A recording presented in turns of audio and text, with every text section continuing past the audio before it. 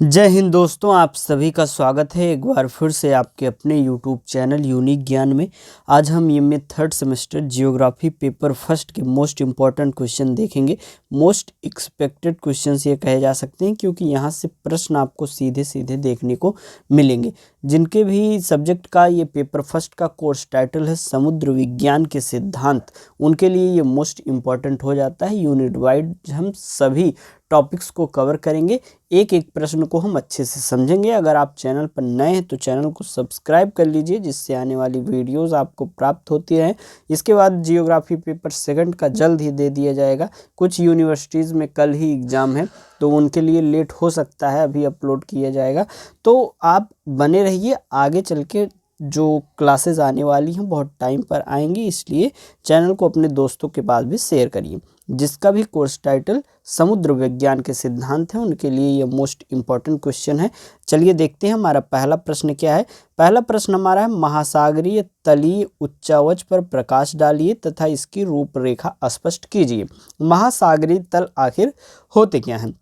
महासागरों की तली को धरातल अत्यंत विषम होता है। जो महासागर है उसके जो तल हो वह धरातल पर अत्यंत विषम होते हैं। भूपटल की भांति सागरीय तलों में भी पर्वत, पठार, मैदान, गर्त आदि पाए जाते हैं। जैसे हमारी भूमि पर विभिन्न पर्वत, पठार, मैदान, गर्त पाए जाते हैं, उसी प्रकार जो है सागरीय तलों में भी पर्वत, पठार, मैदान, गर्त आदि पाए जाते हैं, जिन्हें महासागरीय उच्चावच कहते हैं। पृथ्वी के ऊंचे भागों की अपेक्षा महासागर कहीं अधिक गहरे होते हैं, अर्थात जो सबसे ऊंचाई उच्चावच क्षेत्र है हमारे भूमि की, वह महासागर में गहराई से कम है। महासागरों की गहराई पर प्रकाश डालते हुए प्रोफेसर जॉन मूरे ने लिखा हुआ है कि 3500 मीटर से अधिक ऊंचा भाग समस्त भूमंडल का मात्र 1% है, जबकि समुद्रों में 3500 मीटर से अधिक गहरे भाग 46% हैं। वस्तुतः महासागरीय नितल का अधिकांश भाग 3 किलोमीटर से 6 किलोमीटर तक गहरा है, अर्थात 3500 मीटर से ऊंचे भूमंडल पर बहुत कम जो है क्षेत्र पाए जाते हैं, बहुत कम पर्वत पाए जाते हैं। लेकिन अगर हम महासागर की बात करें, समुद्रों की बात करें, तो समुद्रों में 3500 मीटर से अधिक गहरे जो है लगभग 46% भाग पाए जाते हैं। महासागरीय तल की रूपरेखा की बात करें तो महासागरीय नितल को उच्चावच की दृष्टि से निम्नलिखित भागों में वर्गीकृत किया गया है। कौन कौन से? अभी ये सभी क्वेश्चंस आपके क्लियर हो जाएंगे। ये जो विभिन्न जो क्षेत्र हैं इसके, जैसे कि महाद्वीपीय मग्न तट क्या है, महाद्वीपीय ढाल क्या है, गहन सागरीय मैदान क्या है, महासागरीय पठार क्या है और महासागरीय गर्त क्या है, ये सभी एक एक क्वेश्चन करके आपको समझा दिया जाएगा। महाद्वीपीय मग्न तट की बात करें तो महाद्वीपीय मग्न तट का क्या अर्थ है, इसकी प्रमुख विशेषताएं बताइए। महाद्वीपीय मग्न तट जो है वह महासागरों व महाद्वीपों के मिलन स्थल होते हैं। इसका ढाल 1 डिग्री से 3 डिग्री तक, गहराई 200 मीटर तक तथा चौड़ाई कुछ किलोमीटर से 1000 किलोमीटर तक होती है। अर्थात जो महाद्वीपीय मग्न तट होते हैं वो क्या होते हैं? वह महासागरों व महाद्वीपों के मिलन स्थल को हम महाद्वीपीय मग्न तट कहा जाता है। और महाद्वीपीय मग्न तट की ढाल की बात करें तो यह 1 डिग्री से 3 डिग्री तक होता है। गहराई इसकी 200 मीटर होती है और चौड़ाई कुछ किलोमीटर से लेकर 1000 किलोमीटर तक होती है। विश्व में सबसे अधिक मग्न तट जो है कहाँ पर पाए जाते हैं? अंध महासागर। अब आपके मन में प्रश्न आ रहा होगा कि अंध महासागर क्या है, आगे चलकर हम उसको पढ़ेंगे। महाद्वीपीय मग्न तटों की कुछ मुख्य विशेषताएं निम्नलिखित हैं। पृथ्वी पर महासागरों के कुल क्षेत्रफल का लगभग 7.5 से 8.5% भाग महाद्वीपीय मग्न तट के रूप में अवस्थित है। महाद्वीपीय मग्न तट जो है समुद्री खाद्य पदार्थों की उपलब्धता, मत्स्य आखेट और खनिज तेल एवं गैस उत्पादन के प्रमुख क्षेत्र होते हैं। महाद्वीपीय मग्न तट जो है वह मत्स्य उत्पादन के अनुकूल क्षेत्र होते हैं। विश्व के विशालतम मत्स्य संग्रहण क्षेत्र डॉगर बैंक और ग्रांड बैंक इन्हीं तटों पर स्थित मिलते हैं।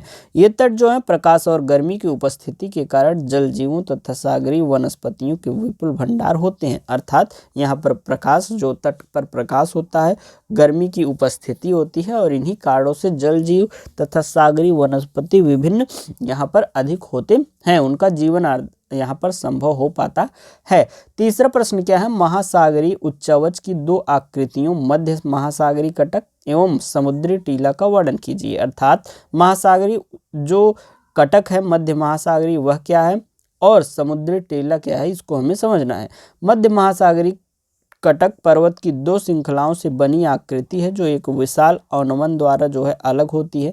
इन पर्वत श्रृंखलाओं के शिखर की ऊंचाई जो है 2500 मीटर तक हो सकती है, किंतु इनमें कुछ समुद्र की सतह पर तक भी पहुंच जाती हैं, अर्थात 2500 मीटर तक इसकी शिखर की ऊंचाई हो सकती है, लेकिन कुछ कुछ ऐसे भी हैं जो समुद्र की सतह तक भी पहुंच जाते हैं, जैसे कि कौन से, आइसलैंड जो मध्य से अटलांटिक कटक का एक भाग है। समुद्री टीला की बात करें तो ये नुकीला शिखरों वाले जो है सागरीय पर्वत हैं। ये पर्वत या टीले महासागरीय सतह तक नहीं पहुंच पाते हैं। इनकी उत्पत्ति ज्वालामुखी द्वारा होती है। इनकी ऊंचाई प्रायः 3000 से 4500 किलोमीटर के आसपास होती है, किनकी, समुद्री टीलों की। अगला प्रश्न, चौथा प्रश्न, महासागरों की विभिन्न स्थलाकृतियों का वर्णन कीजिए। महासागरों में विभिन्न स्थलाकृतियां देखने को मिलती हैं। सबसे पहले जो कि हमने आपको पहले क्वेश्चन में ही बताया, महाद्वीपीय मग्न तट होती हैं। सागरों एवं महासागरों की अथाह जलराशि होती है जिससे यह आसपास के तटीय भागों में फैल जाती है। अतः महाद्वीपों या स्थलों के वे भाग जो जलमग्न होते हैं महाद्वीपीय मग्न तट कहलाते हैं। अर्थात महाद्वीप या स्थल के जो भाग जलमग्न हो जाते हैं, जल में जो है मिल जाते हैं, वह जो है महाद्वीपीय मग्न तट कहलाते हैं। इन भागों में जल जो है छिछला होता है तथा गहराई भी 200 फैदम तक होती है। इनका ढाल स्थल से सागर की ओर होता है। महाद्वीपीय मग्न तट की तली जो है सभी भागों में समान नहीं होती है। इनमें गड्ढे, टीले, घाटियां आदि पाए जाते हैं। कहीं कहीं पर इनका तल जो है कठोर शैलों द्वारा निर्मित होता है। कुछ भागों में बालू एवं कीचड़ के जमाव भी मिलते हैं। इनमें कुछ भाग ऊपर उठ जाते हैं तो सागरी जल के द्वीप के समान जो है वह दिखाई देते हैं। महाद्वीपीय मग्न तट कहीं पर ऊंचे उठ रहे हैं, कहीं पर नीचे धंस रहे हैं।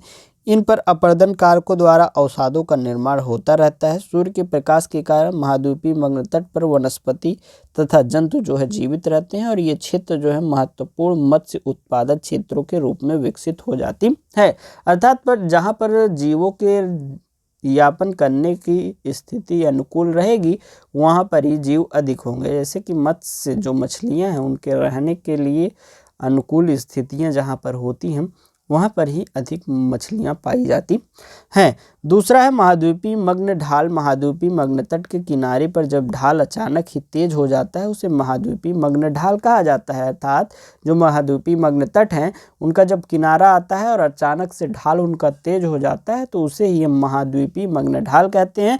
और यह ढाल जो है 35 से 61 मीटर प्रति किलोमीटर होता है। इसका एक सिरा मग्न तट से जुड़ा होता है और दूसरा सिरा जो है समुद्री फर्श से मिल जाता है। तीसरा है गहरे सागरीय बेसिन क्या होते हैं। सागरों एवं महासागरों का 2/3 भाग गहरे बेसिन या फर्श द्वारा निर्मित है। इसकी लंबाई 37 से 43 किलोमीटर तक होती है। यहाँ लंबी पहाड़ियाँ, पठार, ज्वालामुखी, पर्वत शिखर आदि स्थलाकृतियाँ पाई जाती हैं। सागरीय जल में ये पहाड़ियाँ द्वीप की भांति दिखाई देती हैं। इस प्रकार की स्थलाकृतियाँ जो है प्रशांत महासागर में देखने को हमें मिलती हैं। चौथा है सागरी गर्त क्या है। सागरी तली में स्थित लंबे, सकरे एवं गहरे स्थल स्वरूप को क्या कहा जाता है, सागरी गर्त कहा जाता है। प्रशांत महासागर एवं कैरेबियन सागर में यह गर्त अधिक देखने को मिलते हैं। इनकी गहराई 7 से 9 किलोमीटर तक होती है। पर्वत निर्माणकारी घटनाओं द्वारा इन सागरी गर्तों की उत्पत्ति होती है। पांचवा क्या है, अंतः सागरीय गंभीर खड्ड क्या होते हैं। महाद्वीपीय मग्न तट और मग्न तट ढालों पर वी आकार के तीव्र ढाल वाली दीवारों के साथ बने गड्ढों को अंतः सागरीय गंभीर खड्ड कहते हैं। सागरों में ये खड्ड जो है नदियों के मुहानों के पास होते हैं तथा इनकी गहराई 2 से 3 किलोमीटर तक होती है। छठा है सागरीय पर्वत क्या होते हैं। सागरीय फर्श पर ऊंची परंतु शीर्षयुक्त जलमग्न स्थलाकृतियों को सागरीय पर्वत कहते हैं। इनका आकार शंकु की भांति होता है। अलास्का खाड़ी में इस प्रकार के अनेक पर्वत जो है देखे जा सकते हैं। सातवां प्रश्न है, सातवां हमारा भाग है उसका, सागरीय कटक। सागरीय भागों में फैली लंबी एवं सकरे आकार की जलमग्न पर्वत श्रेणियां सागरीय कटक कहलाती हैं। अंध महासागर में इस प्रकार की अनेक स्थलाकृतियां मिलती हैं और प्रशांत महासागर में ये कटक नहीं मिली। हिंद महासागर में इसका विस्तार जो है उत्तर दक्षिणी दिशा में हमें देखने को मिलती है। किसकी, सागरीय कटक की। अभी तक हमने 4 प्रश्न देख लिए। 5वां प्रश्न हमारा है महासागर तल स्थलाकृति क्या है। बस ध्यान से आप सुनते रहिए, हर एक चीज़ आपको समझ में आ जाएगी और अच्छे से आप इसको लिख पाएंगे अगर आपके पेपर में आ जाता है। इसको रिवीजन करने के लिए ये जो नोट्स आप पढ़ाए जा रहे हैं, नोट्स को आपको टेलीग्राम चैनल पर फ्री ऑफ कॉस्ट सेंड कर दिया जाएगा, वहाँ से आप रिवीजन कर सकते हैं अच्छे से। जो है टेलीग्राम चैनल जो है उसका लिंक आपको डिस्क्रिप्शन बॉक्स में दिया गया है। पांचवा प्रश्न क्या है, महासागर तल स्थलाकृति क्या है। महासागरीय तल का ढलान महासागरीय बेसिन या रसातल मैदान की ओर तेजी से होता है। रसातल का मैदान महासागरीय तल का सपाट खुला मैदान है। सीमाउंट अलग अलग आकार की शीर्षों वाली पानी के नीचे की चोटियां हैं। सोनार ध्वनि नेविगेशन और रेंजिंग एक उपकरण है जिसका उपयोग महासागर के तल को मैप करने के लिए किया जाता है। छठा प्रश्न क्या है, महासागरीय जल के तापमान के लंबवत वितरण की विशेषताओं की विवेचना कीजिए। महासागरीय जल के तापमान का लंबवत वितरण। महासागरीय जल के तापमान का प्रमुख स्रोत सूर्य है। इसके अतिरिक्त भूगर्भ का ताप जल को आपसी दबाव की भी ताप प्रदान करते हैं। अर्थात जैसे यहाँ पर लंबवत वितरण की बात की गई है, इससे आप समझिए ये जो है जल है, ये जैसे जैसे गहरा होता जाता है यही लंबवत चीज़ें हैं। तो कैसे यहाँ पर अधिक ठंडा या गर्म, ऐसे ऊपर गर्म नीचे ठंडा ठंडा ठंडा होता जाता है, तो तापमान में जो परिवर्तन देखने को मिलता है उसी के विषय में यहाँ पर बात हो रही। तो इसका मुख्य स्रोत क्या है, सूर्य है। इसके अतिरिक्त जो भूगर्भ का ताप है, जल का जो आपसी दबाव है, वह भी ताप प्रदान करते हैं। एक प्रकार से वायुमंडल की भांति जलमंडल में भी गति के कारण ताप के वितरण से भिन्नता मिलती है। महासागरीय ताप वितरण की विशेषताओं का विवरण जो है निम्नलिखित है। सबसे पहली बात, महासागरीय जल का अधिकतम ताप सूर्य से प्राप्त करता है, जिस कारण सागरों की ऊपरी परत का जल सर्वाधिक ताप ग्रहण करता है और गहराई के साथ जल में ताप की उपस्थिति कम हो जाती है। अर्थात सूर्य के प्रकाश से ऊपर का जो जल है वह गर्म हो जाता है और धीरे धीरे जैसे जैसे हम नीचे की तरफ जाएंगे वह ठंडा अधिक ठंडा देखने को मिलता है। परंतु तापमान की ह्रास दर सभी गहराइयों पर एक सी नहीं होती है। प्रायः 2000 मीटर की गहराई तक तापमान तेजी से घटता है। 180 मीटर की गहराई का 16 डिग्री सेल्सियस तापमान है। 2000 मीटर की गहराई पर केवल 2 डिग्री सेल्सियस रह जाता है, परंतु 4000 मीटर की गहराई तक जो है केवल 0.4 डिग्री सेल्सियस ही घटता है। तो वहाँ 1.6 डिग्री सेल्सियस ताप पाया जाता है। ऐसा अनुमान है कि आयतन की दृष्टि से लगभग 85% महासागरीय जल का तापमान 2 से 4 डिग्री सेल्सियस के मध्य ही रहता है। महासागरों में ताप के लंबवत वितरण पर जलमग्न अवरोधों का बड़ा प्रभाव पड़ता है। ये अवरोध महासागरों के ताप में विभिन्नताएं पैदा करते हैं। उदाहरण के लिए लाल सागर में 2100 मीटर की गहराई पर भी 21 डिग्री सेल्सियस ताप पाया जाता है, जबकि हिंद महासागर में इस गहराई पर केवल 2 डिग्री सेल्सियस पाया जाता है। वस्तुतः जलमग्न अवरोधों के कारण ही महासागरीय जल के लंबवत ताप वितरण में अंतर पाया जाता है, क्योंकि यह अवरोध जल का मिश्रण नहीं होने देते हैं। सातवां प्रश्न हमारा है, जलीय चक्र के विभिन्न तत्व किस प्रकार अंतर संबंधित हैं।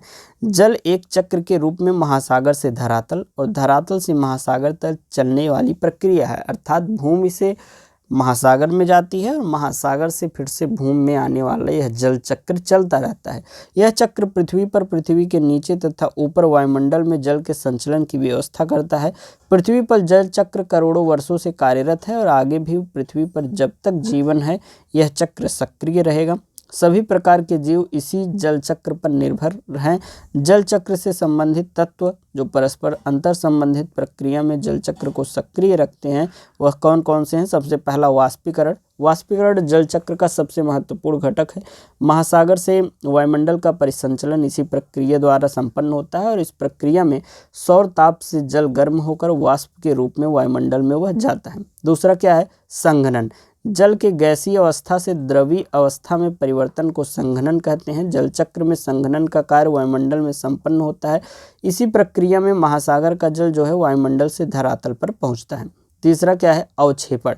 इस प्रक्रिया में वायुमंडल की जलवाष्प जल बूंदों में जलवृष्टि के रूप में पृथ्वी पर आती है और इसी प्रकार वाष्पीकरण, संघनन एवं अवक्षेपण तत्वों द्वारा जल की प्रक्रिया जो है सतत इसमें चलती रहती है। यही जल चक्र चलता रहता है विभिन्न प्रक्रिया के द्वारा। आठवां प्रश्न है, महासागरों के तापमान वितरण को प्रभावित करने वाले कारकों का परीक्षण कीजिए। महासागरीय जल के तापमान वितरण को प्रभावित करने वाले कारक सबसे पहला है अक्षांश।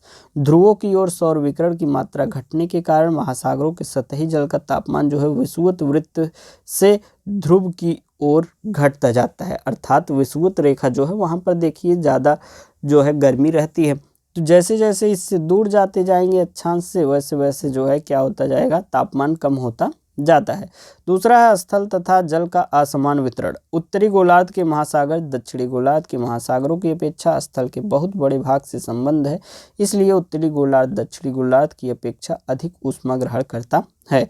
तीसरा है प्रचलित हवाएं। स्थलों की ओर से महासागरों की ओर चलने वाली हवाएं समुद्री सतह के गर्म जल को तट से दूर धकेल देती हैं, जिसके परिणाम स्वरूप नीचे का ठंडा जल ऊपर की ओर आ जाता है। परिणाम स्वरूप इस प्रक्रिया के समुद्र के तापमान में वृद्धि हो जाती है, अर्थात जैसे हवाएं चलती हैं, ऊपर का जो जल होता है उसको बहा कर लेकर चली जाती हैं, जहाँ पर जल इकट्ठा होता है, पानी इकट्ठा होता है, वहाँ पर दबाव के कारण तापमान बढ़ जाता है और फिर जो नीचे का पानी है वह ऊपर आता है तो वह ठंडा यहाँ पर हो जाता है। इस प्रकार से परिवर्तन होता रहता है और तापमान में वृद्धि देखने को हमें मिलती है। चौथा है महासागरीय धाराएँ क्या हैं। महासागरीय धाराएँ गर्म समुद्री धाराएं ठंडे क्षेत्रों के जल का तापमान बढ़ा देती हैं, जबकि ठंडी धाराएं गर्म समुद्री क्षेत्रों के जल का तापमान कम कर देती हैं। उदाहरण के लिए गल्फ स्ट्रीम गर्म जलधारा यूरोप के पश्चिमी तट के जल का तापमान बढ़ा देती हैं। इसके विपरीत लेब्राडोर की ठंडी जलधारा उत्तरी अमेरिका के उत्तरी गर्म पूर्वी तट के तापमान को क्या कर देती हैं, कम कर देती हैं। अर्थात जो गर्म जलधाराएं हैं वह ठंडे स्थान के जल को तापमान में वृद्धि कर दे रही हैं और ठंडी व गर्म स्थान के ठंडी कर दे रही हैं। नौवां है महासागरीय लवणता वितरण की विभिन्नता के दो प्रमुख कारण बताइए। सबसे पहला कारण क्या है, स्वच्छ जल की आपूर्ति। महासागरों में स्वच्छ जल की आपूर्ति जितनी अधिक मात्रा में होती है, लवणता उतनी कम होती है। इसलिए भूमध्य रेखा के निकट वर्षा की अधिकता के कारण लवणता कम तथा आयन रेखाओं के निकट कम वर्षा होने के कारण लवणता जो है वहाँ पर अधिक देखने को मिलती है। दूसरा है वाष्पीकरण की मात्रा एवं तीव्रता। वाष्पीकरण की मात्रा की अधिकता के कारण लवणता की मात्रा में वृद्धि होती है। कर्क व मकर रेखाओं के निकट निर्मल आकाश व प्रखर सूर्य की किरणों के कारण वाष्पीकरण की मात्रा जो है वह अधिक होती है। इसी कारण लाल सागर में लवणता जो है 40% मिलती है। 10वां प्रश्न है अंध महासागर एवं प्रशांत महासागर की तापमान विभिन्नताओं पर प्रकाश डालिए। अंध महासागर क्या होता है। अंध महासागर में गर्म एवं ठंडी धाराओं का प्रभाव समताप रेखाओं के वितरण पर विशेष रूप से पड़ता है। उत्तरी अंध महासागर में समताप रेखाएं पश्चिम की ओर परस्पर मिलती हैं, जबकि उत्तर पूर्व में समताप रेखाएं दूर दूर स्थित होती हैं। मध्यवर्ती अंध महासागर में समताप रेखाओं का वितरण बड़ा ही असंयमित है, क्योंकि यहाँ सागर एवं मौसम की दिशा जो है अनिश्चित रहती हैं। अब बात करें प्रशांत महासागर की, तो प्रशांत महासागर में समताप रेखाएं प्रायः अक्षांश रेखाओं के समांतर मिलती हैं, क्योंकि यह महासागर आकार में सबसे बड़ा है, जिससे स्थलीय क्षेत्रों एवं पवनों का विशेष प्रभाव यहाँ नहीं पड़ता है। यहाँ विषुवत रेखा के समीपवर्ती भागों में तापमान 25 डिग्री सेल्सियस पाया जाता है तथा घटते घटते 60 डिग्री उत्तरी एवं दक्षिणी अक्षांशों के समीपवर्ती भागों में हिमांक बिंदु के समीप पहुँच जाता है। दक्षिणी प्रशांत महासागर में स्थलखंड की कमी के कारण समताप रेखाएं जो हैं लगभग पूर्व पश्चिम दिशा में ही विस्तृत मिलती हैं। अगला प्रश्न हम देखें, महासागरीय जल के तापमान के क्षैतिज वितरण का वर्णन कीजिए। हमने लंबवत वितरण देखा था, जो कि हमने आपको समझाया था। सूर्य का प्रकाश जैसे ऊपर पड़ता है तो ऊपर तापमान अधिक रहता है, नीचे धीरे धीरे ठंडा होता जाता है। तो वैसे ही क्षैतिज वितरण को हम समझें तो महासागरीय जल के तापमान का क्षैतिज वितरण, महासागरीय जल के तापमान का क्षैतिज वितरण पर भूमध्य रेखा का विशेष प्रभाव पड़ता है। प्रायः विषुवत रेखा के ध्रुवों की ओर प्रत्येक अक्षांश पर औसत जो है रूप से 1.2 अर्थात आधा डिग्री सेल्सियस ताप कम हो जाता है, परंतु दक्षिणी गोलार्ध में महासागरीय जल का तापमान उत्तरी गोलार्ध की अपेक्षा जो है वह कम पाया जाता है। महासागरीय जल के तापमान की क्षैतिज वितरण मानचित्रों में समताप रेखाओं द्वारा प्रदर्शित किया जाता है। जैसे कि हमने आपको अभी क्या बताया था कि जो विषुवत रेखा होती है, उसके पास तापमान अधिक होता है। जैसे जैसे दूरी बढ़ती है तापमान कम होता जाता है। तो क्षैतिज हम देखें तो यहाँ पर तापमान अधिक है और इसी के दूर जाते वक्त जो है तापमान कम होते जाता है। आगे हम देखें तो हिंद महासागर में 15 डिग्री सेल्सियस की समताप रेखा अधिकतम तापमान के प्रदेशों को घेरती है। महासागरों के उत्तर पश्चिमी भागों में समताप रेखाएं दशांतर रेखाओं के लगभग समांतर हैं। मध्यवर्ती अंध महासागर में समताप रेखाएं बड़ी ही असंयमित हैं, क्योंकि यहाँ मौसम की दशाएं जो हैं अनिश्चित रहती हैं। भूमध्य सागर में अंध महासागर की अपेक्षा तापमान उच्च रहता है। इसके विपरीत बाल्टिक सागर एवं हडसन नदी की खाड़ी में तापमान कम रहता है। कैरेबियन सागर में तापमान उच्च रहता है, क्योंकि व्यापारिक पवनें इस सागर की ओर चलती हैं। प्रशांत महासागर में समताप रेखाएं प्रायः जो है अक्षांश रेखाओं के समानांतर मिलती हैं, किंतु दक्षिणी प्रशांत महासागर में स्थलखंड की कमी के कारण समताप रेखाएं जो हैं वह लगभग पूर्व पश्चिम दिशा में भी विस्तृत मिलती हैं। समताप रेखाएं क्या होती हैं, अर्थात समताप समान ताप जहाँ पर पाया जाता है वहाँ पर रेखाएं जो हैं बनाई जाती हैं। जैसे कि कोई स्थान है यहाँ पर 25 डिग्री सेल्सियस लगातार ऐसे इस रेखा पर पाया जा रहा है, तो वही जो रेखा कहलाएगी वही समताप रेखा कहलाएगी। 12वां प्रश्न है, महासागरीय जलधाराएं क्या हैं? महासागरीय धाराओं का प्रभाव और प्रमुख धाराएं स्पष्ट कीजिए। सागरीय जल की विशाल जलराशि की एक निश्चित दिशा में होने वाली सामान्य गति को महासागरीय धारा कहा जाता है। धाराओं की गति, आकार एवं दिशा में पर्याप्त अंतर होता है। इन धाराओं में सागर का जल सदा गतिशील रहता है और इस सागरीय जल को गति प्रदान करने वाले कारकों में समवर्गी पवनों का प्रवाह, जल के ताप एवं घनत्व में अंतर, वर्षा की मात्रा, पृथ्वी की घूर्णन, सागरीय लवणता आदि प्रमुख इसमें माने जाते हैं। इसके अतिरिक्त हम बात करें तो महाद्वीपों का आकार, सागरीय उच्चावचों की स्थिति एवं स्थानीय पवनें भी महासागर की धारा का स्वरूप निर्धारित करने में महत्वपूर्ण भूमिका निभाती हैं। अर्थात जैसे कि कहीं पर ढाल है, उच्चावच स्थिति है, तो यहाँ पर देखिए जल की धारा तेज हो जाएगी। कहीं पर ये ऐसे ऊंचा है तो यहाँ पर जल की धारा जो है धीमे हो जाएगी। तो ये सभी चीज़ें जो हैं जल धारा को प्रभावित करती हैं, महासागर की धारा को प्रभावित करती हैं। उत्तरी एवं दक्षिणी गोलार्ध में धाराओं का दिशा में होने वाला परिवर्तन पृथ्वी के अपने अक्ष पर घूमने के कारण उत्पन्न कोरियोलिस बल के कारण होता है, जिसके फलस्वरूप उत्तरी गोलार्ध में धाराएं अपने दाहिनी ओर और दक्षिणी गोलार्ध में जो है बाईं ओर मुड़ जाती हैं। प्रमुख महासागर की जलधाराओं की बात करें तो प्रमुख महासागर जलधाराएं जो हैं गल्फ स्ट्रीम की गर्म धारा होती हैं, लेब्राडोर की ठंडी धारा, पेरू की ठंडी धारा, फॉकलैंड की ठंडी धारा, ब्राज़ील की गर्म धारा, आयोसियो की ठंडी धारा, अलास्का की गर्म धारा, मेडागास्कर की गर्म धारा और मोजाम्बिक की गर्म धारा जो है प्रमुख महासागर की जलधाराओं में आती हैं। महासागरीय जलधाराओं का प्रभाव या महत्व हम देखें तो गर्मी एवं ठंडी धाराओं के मिलने से जो है घना कोहरा उत्पन्न होता है और इसी कारण जलयानों के संचालन में अवरोध उत्पन्न होता है। समुद्र में जब लोग जलयान जाते हैं, नाव लेकर जाते हैं, उसमें जो है अवरोध उत्पन्न होता है, क्योंकि जहाँ पर गर्म एवं ठंडी धाराएं मिलती हैं वहाँ पर घना कोहरा जो है उत्पन्न हो जाता है। दूसरा है गर्म और ठंडी धाराओं के मिलने से जो घना कोहरा उत्पन्न होता है, इसके कारण प्लैंकटन की उत्पत्ति और धाराओं के द्वारा बहाकर भी कई प्रकार के प्लैंकटन तटीय क्षेत्रों में आ जाते हैं, जिससे वहाँ मत्स्य उद्योग के अनुकूल दशाएं जो हैं पाई जाती हैं। तीसरा है महासागरीय धाराएं जो हैं विशाल महामार्ग की भांति कार्य करती हैं, जिनका अनुसरण सामान्यतः समुद्री जलयान करते हैं।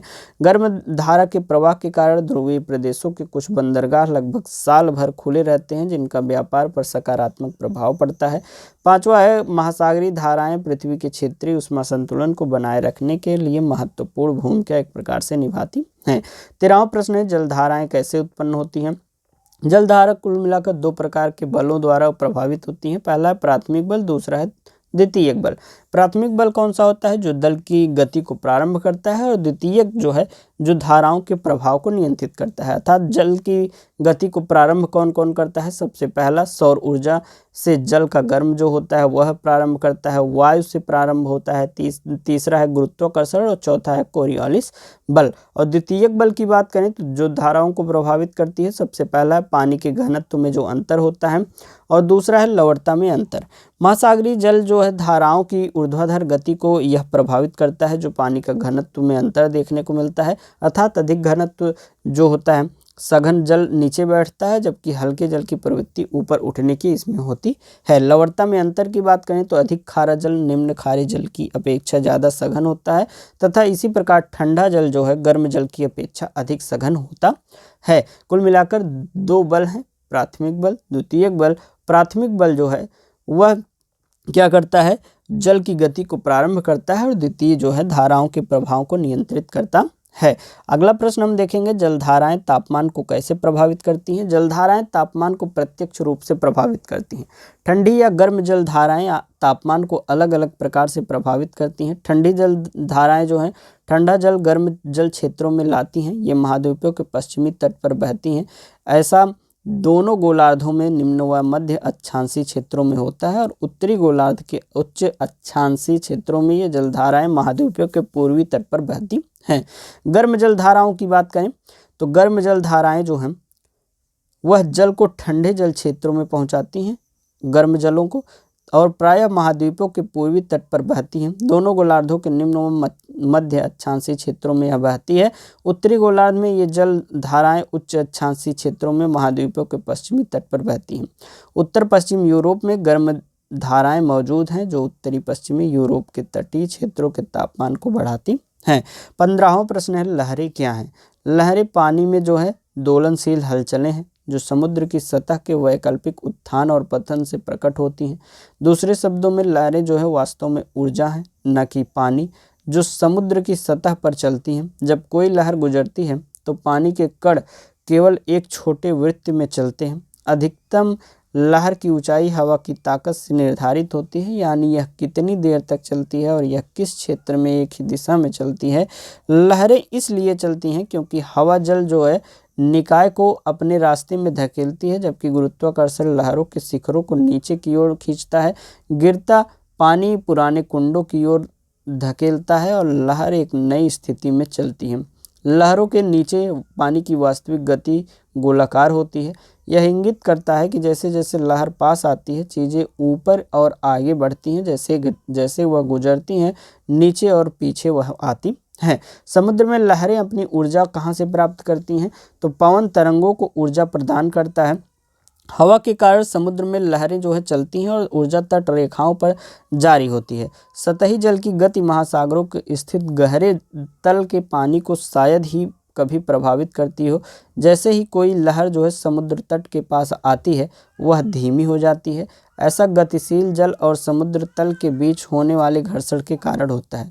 लहरें जैसे जैसे चलती हैं और हवा से ऊर्जा को अवशोषित करती हैं, बड़ी होती जाती हैं। अधिकांश लहरें पानी के विरुद्ध चलने वाली हवा के कारण उत्पन्न होती हैं। जब 2 समुद्री मील या उससे कम की हवा शांत पानी के ऊपर चलती है तो हवा की गति बढ़ने के साथ छोटी छोटी लहरें बनती हैं और बढ़ती हैं जब तक कि टूटती लहरों में सफ़ेद टोपी दिखाई नहीं देती है। 17वां प्रश्न है, ज्वार क्या है। ज्वार की बात करें तो मुख्यतः सूर्य और चंद्रमा के आकर्षण के कारण दिन में 1 या 2 बार समुद्र के स्तर में समय समय पर होने वाली वृद्धि और गिरावट को ज्वार कहा जाता है। ज्वार भाटा की आवृत्ति, दिशा और गति एक स्थान से दूसरे स्थान और समय समय पर भिन्न भिन्न होती है। ज्वार भाटा कैसे उत्पन्न होते हैं, तो ज्वार और भाटा उत्पन्न होने का कारण क्या है। सबसे पहला, चंद्रमा का गुरुत्वाकर्षण बल बहुत अधिक होता है, उसके कारण ज्वार निकलती हैं। कुछ हद तक सूर्य का गुरुत्वाकर्षण खिंचाव ज्वार भाटा की घटना का प्रमुख कारण है। एक अन्य कारक केंद्र प्रसारक बल होता है, जो वह बल है जो गुरुत्वाकर्षण को संतुलित करने के लिए कार्य करता है। गुरुत्वाकर्षण खिंचाव और केंद्र प्रसारक बल मिलकर पृथ्वी पर 2 प्रमुख ज्वारीय उभार बनाने के लिए जिम्मेदार होते हैं। पृथ्वी के जिस ओर चंद्रमा का सामना करना पड़ता है वहां ज्वारीय उभार उत्पन्न होता है, जबकि विपरीत दिशा में हालांकि चंद्रमा का गुरुत्वाकर्षण आकर्षण जो है वह कम होता है क्योंकि यह अधिक दूर होता है। केंद्र प्रसारक बल दूसरी ओर ज्वारीय उभार का कारण बनता है। ज्वार उत्पन्न करने वाली शक्ति इन दोनों शक्तियों के बीच का अंतर है, यानी चंद्रमा का गुरुत्वाकर्षण आकर्षण और केंद्र प्रसारक बल दोनों मिलकर जो है किसका निर्माण करते हैं, ज्वार और भाटा का निर्माण करते हैं। 19वां प्रश्न है, ज्वार भाटा नेविगेशन से कैसे संबंधित है। अर्थात जैसे कि समुद्र में जो आते जाते रहते हैं, जो वहाँ पर एक प्रकार से नाविक मछुआरे गतिविधियों की योजना बनाते हैं, अगर नेविगेशन से या पूर्वानुमान से पता लगाया जा सके, सटीक रूप से ज्ञात किया जा सके कि ज्वार भाटा पृथ्वी चंद्रमा सूर्य की स्थिति क्या है, तो उसके हिसाब से वह नौवहन करने में एक प्रकार से उनको मदद मिलेगी। अर्थात अगर उनको पता चल गया कि यहाँ ज्वारी प्रवाह जो है होने वाला है, तो उस रास्ते से नहीं जाएंगे। तो इस प्रकार से जो है ज्वार भाटा नेविगेशन में मदद कर सकती है। 20वां प्रश्न है, जैविक पदार्थ निक्षेप क्या है। इसके अंतर्गत सागरीय जीवों के चूना प्रधान एवं सिलिका प्रधान अवशेष को सम्मिलित किया जाता है। इसे 2 वर्गों में बांटा गया है। पहला है नरेटिव पदार्थ। यह सामान्यतः महाद्वीपीय मग्न तटों पर पाया जाता है एवं इसके ऊपर भूमिज पदार्थों का आवरण पाया जाता है। इसके अंतर्गत सागरीय जीवों के अस्थिपंजर एवं वनस्पतियों के अनअपघटित अवशेषों को सम्मिलित किया जाता है। दूसरा है पेलॉजिक पदार्थ। इसके अंतर्गत गहन सागर में निक्षेपित वनस्पतियों जैसे कि शैवाल मुख्यतः एवं समुद्री जीवों के वैसे अवशेष में सम्मिलित किए जाते हैं जो यांत्रिक एवं रासायनिक प्रक्रियाओं द्वारा कीचड़ में परिवर्तित हो चुके हैं। इसे उज भी कहा जाता है। 21वां प्रश्न, प्रवाल भित्ति के प्रकारों का उल्लेख कीजिए। प्रवाल भित्ति का पहला प्रकार है तटीय प्रवाल भित्ति। महाद्वीपीय या द्वीपीय तट से लगे प्रवाल भित्तियों को तटीय प्रवाल भित्ति कहा जाता है। हालांकि ये प्रवाल भित्तियाँ तट से सटी रहती हैं, परंतु कभी कभी इनके एवं स्थल भाग के बीच अंतराल हो जाने के कारण इनमें छोटे लैगून का निर्माण हो जाता है, जिसे बोट चैनल कहा जाता है। दक्षिणी फ्लोरिडा, मलेशिया, समाऊ द्वीप, अंडमान एवं मन्नार की खाड़ी में रामेश्वरम के समीप ये देखने को मिलती हैं। दूसरा है अवरोधक प्रवाल भित्ति। यह प्रवाल भित्ति अन्य दोनों प्रकार की प्रवाल भित्तियों की तुलना में विशालतम होती है। तट या द्वीप में कुछ दूर हटकर इनकी स्थिति, इनकी प्रमुख विशेषता, इनका विकास तट के समानांतर होता है। विश्व की सबसे बड़ी प्रवाल भित्ति जो है ऑस्ट्रेलिया के उत्तर पूर्वी तट पर ग्रेट बैरियर रीफ है। इसकी लंबाई 1900 किलोमीटर से भी अधिक एवं चौड़ाई 160 किलोमीटर है। तीसरा कौन सा है, वलयाकार प्रवाल भित्ति। इसकी आकृति घोड़े के नाल या मुद्रिका के समान होती है। इसकी स्थिति प्रायद्वीप के चारों ओर तथा जलमग्न पठार के ऊपर होती है। इस प्रवाल भित्ति के बीच में लगून होता है। 23वां प्रश्न, प्रवाल भित्तियां कहाँ पाई जाती हैं। अधिकांश रीफ बिल्डिंग कोरल उष्णकटिबंधीय और उपोष्णकटिबंधीय जल में पाए जाते हैं। ये आमतौर पर 30 डिग्री उत्तरी और 30 डिग्री दक्षिणी अक्षांशों के बीच होते हैं। इस मानचित्र पर लाल बिंदु विश्व की प्रमुख पथरीली प्रवाल भित्तियों का एक प्रकार से स्थान दर्शाता है। 24वां प्रश्न है, प्रवाल भित्तियों का क्या महत्व है। मूंगा जो है चट्टानें पानी के भीतर जीवन के लिए कई महत्वपूर्ण पारिस्थितिकी तंत्र प्रदान करती हैं। तट से टकराने वाली लहरों की शक्ति को कम करके तटीय क्षेत्रों की रक्षा करती हैं और लाखों लोगों के लिए आय का एक महत्वपूर्ण स्रोत प्रदान करती हैं। मूंगा चट्टानें विविध जीवन में भरपूर, एक प्रकार से विविध जीवन से भरपूर हैं। एक चट्टान पर हजारों प्रजातियां जो है जीवित पाई जा सकती हैं।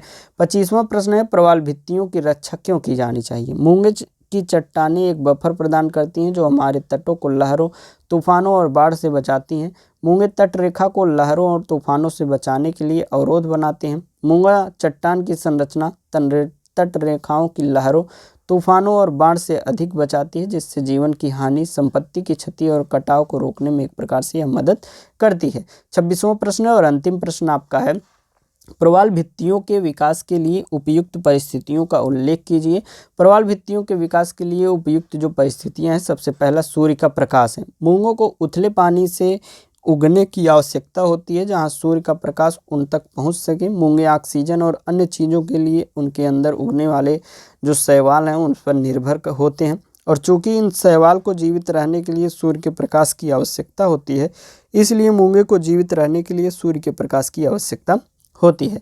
दूसरा है साफ पानी होना चाहिए जिससे सूरज की रोशनी अंदर आ सके। तीसरा है गर्म पानी का तापमान होना चाहिए 68 डिग्री से 90 डिग्री फ़ारेनहाइट या 20 से 32 डिग्री के पानी के तापमान रहता है, उससे बहुत ही संकीर्ण तापमान सीमा के प्रति सहनशीलता होती है। चौथा है स्वच्छ जल होना चाहिए जिससे जो है वह संवेदनशील होती हैं, मूंगें जो होती हैं प्रदूषण से बचकर रहना चाहती हैं। पांचवा है खारा पानी। मूंगों को जीवित रहने के लिए खारे पानी की आवश्यकता होती है और नमक और पानी के अनुपात में एक निश्चित संतुलन की आवश्यकता होती है। यही कारण है कि मूंगे इन क्षेत्रों में नहीं रहते हैं जहाँ नदियाँ ताज़ा पानी समुद्र मुहाना में एक प्रकार से बहाती हैं। इस प्रकार से पूरे मोस्ट इंपॉर्टेंट क्वेश्चन ये आपके रहे, इसको ध्यान से सुनिए। रिवीजन के लिए टेलीग्राम पर आपको नोट्स दे दिए जाएंगे, वहाँ से पढ़ लीजिएगा। एक कमेंट अवश्य करिएगा पेपर दे के आने के बाद, जिससे लोगों को पता चल सके ये जो क्लासेस कराई जाती हैं कितनी इम्पॉर्टेंट है। और नेक्स्ट क्लास आपकी जल्द ही आएगी, इसलिए चैनल पर बने रहिए। मिलते हैं नेक्स्ट वीडियो में। धन्यवाद।